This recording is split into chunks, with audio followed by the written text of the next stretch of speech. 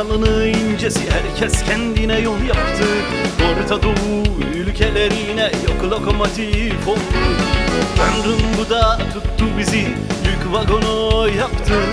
El tutarken gönül verirken düşün neler neler oldu.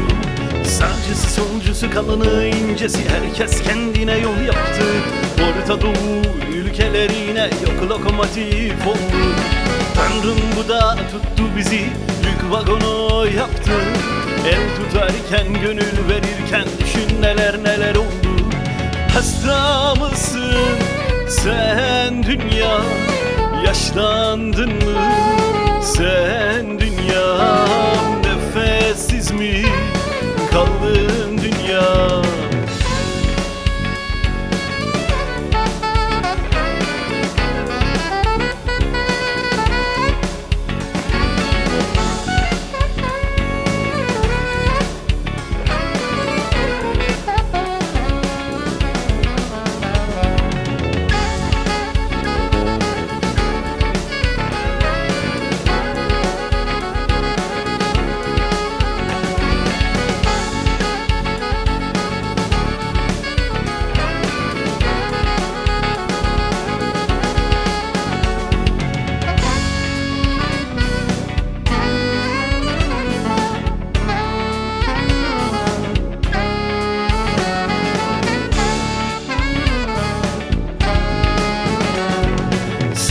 Solcusu kalını incesi herkes kendine yol yaptı.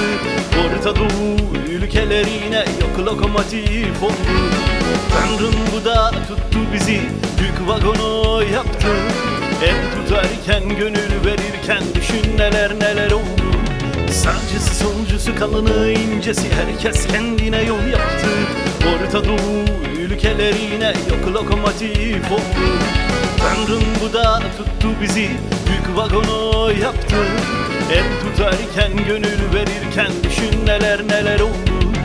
Ağlama benim kızım, başın dik tut kadını. Güç sende değil